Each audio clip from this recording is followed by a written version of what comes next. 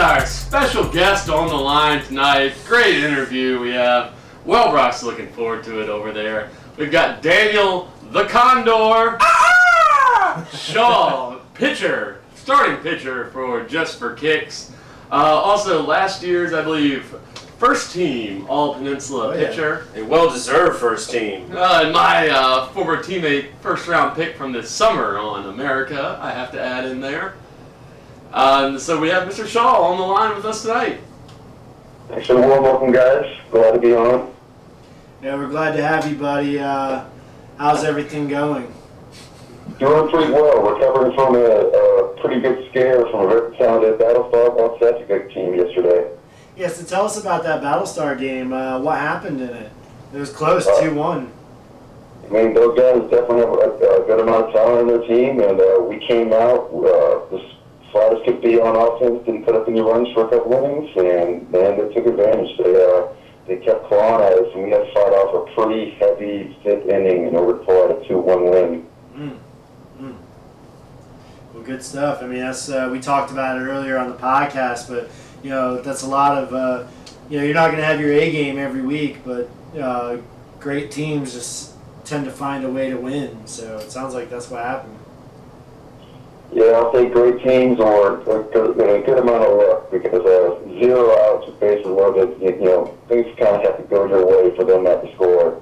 And I was fortunate enough to get a very close call at 1 to end that game. So props to them for a very, very good game, and we'll go ahead and scoop that one out. Say, Shaw, I've been playing with you for years, unfortunately against you. And I know that you didn't start out playing pitcher, but you've now kind of assumed that role for JFK as the starting pitcher and doing a pretty damn good job of it, like we mentioned, first team All-Peninsula. Tell me about you first coming into that pitcher role and what you've done to improve season over season. Well, coming into it is a matter of this preseason. Freed had us out of practice, and we didn't have anybody out there to pitch, so I kind of got up on the mound, and I used to do a lot of bowling back in high school and before then, so I kind of just felt good getting up there throwing the ball. And I was fortunate enough to be teammates with who I think would be the best pitcher this Peninsula's had for years past, and just doesn't have a lot of games or this stuff to get the awards. But J.C. Cashwell is a great guy to learn from. That guy is all kind of talented, so I've been lucky in that regard to kind of learn from him and kind of grow from that position. Yeah, absolutely. So tell us, I guess going back a little bit, how long you played on the first. You've been with JFK from the very first season of JFK, correct? Yeah, I did. What was that, spring 09? Spring 2010 was my first season. 2010, okay. So how did you get into kickball? Like, what's the story like? What made you sign up for WACA? Well, my wife, beautiful wife, Jillian Sims, and I, we were just boyfriend, girlfriend at the time, living in South Florida, where I'm from, and I got a job up here at the shipyard. Came and checked it out, and I was up here for maybe a month or two before I bumped into Brian Freed, who worked at the shipyard in my same department. He's kind of the IT guy helping me out, get acclimated, and started talking about personal life and what I want to do, trying to find something to do that involves both my girlfriend at the time and myself. And he just kind of said, "Hey, I would start kickball." And I gave the standard, what the hell face, kickball. So came and checked it out, and man, just from day one, it's been a blast. There's lots of cool people met. I think the first group we started hanging out with was Rumspringa, and it was all downhill from there. I'll tell you, Brian Freed knows some talent when he sees it. That's awesome. So that's your kickball history, Daniel, and I heard you mention the bowling in there.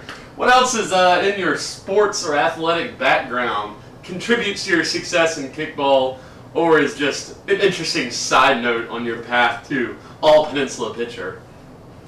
Well, I'd say the bowling probably helped out a lot, because I did quite a few years of that. A lot of my family did that growing up, and I kind of took to it at a young age. But as far as high school went, I started off running cross country just to kind of, be in shape and get in shape, and figured, with my height, I might as well try out, see what I do with basketball. I did that for about a season and a half. Got into the two-a-days just before my varsity, I was supposed to jump up into varsity, and decided that wasn't for me. So, So now you practice kickball the for bowling team, and yeah, there's that. Yeah, I forgot to tell you, we were going to start doing 2 days for the Pounders. Oh no. Shaw, you mentioned that you've been with JFK since its conception into the Waka League, and a lot of people are aware of you guys just running shop through the regular season and always getting there to that final game. And it's been 5 straight times that you guys have gotten to the big dance and just haven't been able to tango your way to that trophy. I know you were close again with America in the draft league, so tell me your thoughts going into this season. You guys are putting off a stellar record. You're number 1 in the league. What's your thoughts going in 2 more weeks to the tournament, and how do you feel about the outcome? I mean, it's tough. You talk to just about anybody else in this league, not from the Emperor's Club or 5 O'Clockers or a couple other former champions. Most everyone else would love to be in the position that we've been in to even get to the championship as many times as we have. Mm-hmm. It's tough not getting that done for free even times past, but coming into the season, we still want to keep that same priority we had from the get-go, which is it's no fun getting to the championship, winning it, or anything like that if you literally aren't having fun. So as long as you've got a group of people and having a good time out there, we have the competition out behind that, and we're just hoping that this time around, when the big moment comes up, we can come through and get that Wentworth Trophy with Freed. So I know we covered so much. So, Daniel, 5 times in the finals of the Wentworth Trophy. What 3 of those have been. I've been on the opposing team that's ended up winning the championship. How is it that we've become such good friends, despite the fact that I continue to cause you pain every year in the finals? I don't know. I still could go to be a Jets fan because that's also a big down. Hey, where are we watching the game? Are we watching the game at Lucky's on We Sunday? definitely have to watch the Lucky this Sunday. Go Dolphins! I'll be there as well. That's gonna be awesome. So, well, not serious note, but on a different note, you talk about Freed, recruiting you in the kickball, and you talk about how much it means to you to help JFK win that for Freed, I think is what you used. Tell us a little bit about Brian and his leadership style, what it's like to play with JFK on under his leadership. I'll tell you what, there might not be a nicer person at all kickball. He's a great guy to play underneath. He knows so much about the game, but on top of everything, like I said, he's just the nicest guy.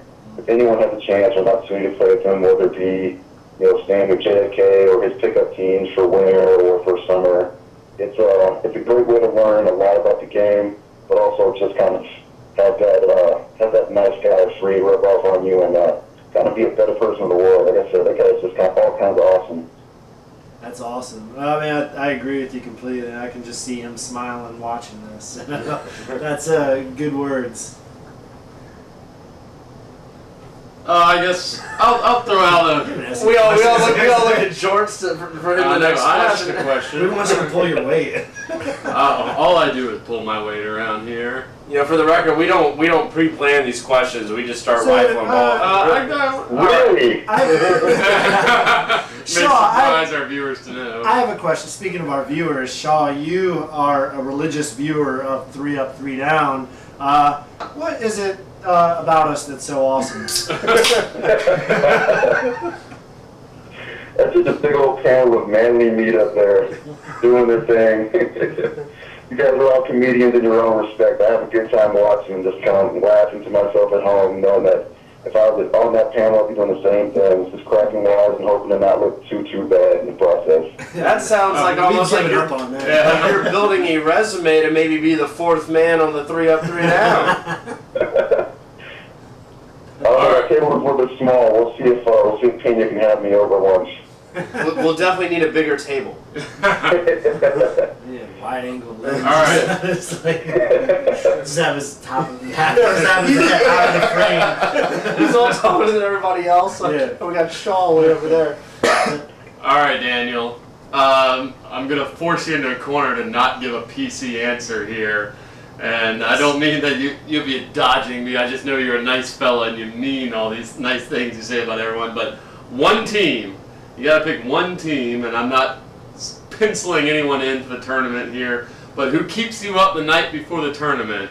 You know, not saying you get nervous, but that one team that sort of sticks in the back of your head and says, you know, I hope we don't have to see them somewhere down the line there. And let's be honest, everyone has that thought about someone. You know, we all go out there wanting to beat everyone if you're going to win a championship. But who is that team that just sticks in the back of your head? Maybe gets in your crawl a little bit. Well, I mean, it's hard to ignore the number 2 ranked in the country, and these guys try all over the place. You know, the situation came to this league this season, and they look all kinds of dominant. You know, on the Walker Field and otherwise, and it's going to be a heck of a matchup in a couple of weeks. Let's kind of see what we're up against going into the tournament, because win or lose, we're going to have to face the best of the best and hopefully get back to that championship. So if I'm thinking about any team, it's that team we're facing in a couple of weeks, and they got a picture that maybe people don't know about just yet, but Blake, that's he's stellar. It's going to be real hard to kick off of. Maybe they've got great defensive players all over the place. So that'll be an interesting one. Looking forward to it. I think on the flip side, I guess the question is, not which team keeps you up at night, but which team would you most like to face in the tournament? Yeah, which team would you really want to put out? I don't know how much I want to put them out, but I can't. Every single time I play those guys in Smurf Twitter, I have a great time. So that runs for great group of guys and gals, and love playing against them. Yeah. I don't want to face you, Shaw. We try to give him questions where he can't answer PC. It's impossible. He's a PC guy. He's a professional. Let me ask you, because you said that you didn't, the situation would be the one team that you wouldn't want to face, or that you would least look forward to, and you got that game in 2 weeks against them. Are you guys gonna go out there and just try to beat them soundly, or are you gonna try to, try some tactics, see what works and what doesn't work, kind of like an experimental game before you get into the tournament? Well, when consulting with a Walker representative trying to help me figure out the standings, what they look like, it looks like this game can be for first place. They've got 2 ties, and so long as I'm not getting ahead of myself, but if we can take care of business and so can they, we can go into that game. And if we want to be on one side of the bracket or the other, it's going to be a matter of, you want to be in first place, you got to win that game. So I think we got to go with whatever roster we're able to put together. We got to go out there and try and do our best. And if they learn something, so be it. If we see them again, we'll just have to change it up and do better next time. That's what's up. Hey, kind of switching topics. Your wife, who you mentioned earlier, Jillian Sims. Well, she's developed into one of the best ladies in the whole league. She was first team All Peninsula and just continues to impress. What's the secret? Do you guys just practice every night out in your backyard, or? Yeah.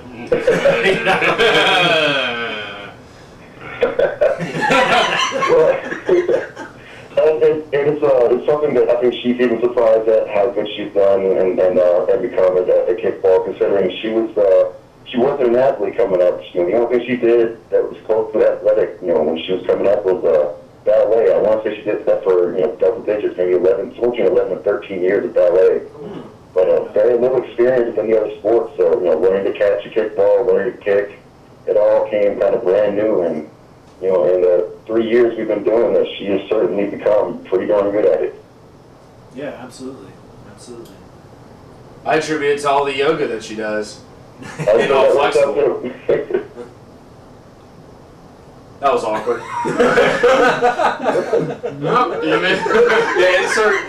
Insert creepy beat in that one. Good to. So, what other question? So this year, I think you might have already touched on it a little bit, but what's different about this JFK team? How do you feel about the chemistry? Basically, what's going to be the difference for you guys if you hope to actually hoist that trophy on November 17th? Might I interject? I think you can answer this with 2 words, and I'll leave you to figure out what those are. That's going to be hard to think about 2 words. No, you don't have. I was making a joke that it should be Emily Cook, but please provide your answer now. I was trying to lead you down that road. Yeah, Emily Cook, big addition. It's, JFK. Don't do this for me, please. Provide your honest answer.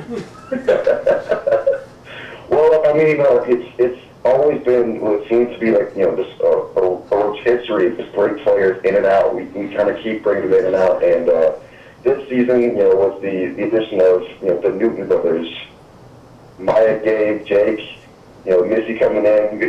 We got a lot more talent coming in, replacing people who've left, and we got the NC for a different team going on this year. I want to say this season is probably the most fun that JFK I've had, and when it gets to crunch time, I know there's some experienced players out there that I can rely on, looking off that mound that are going to be able to take care of business.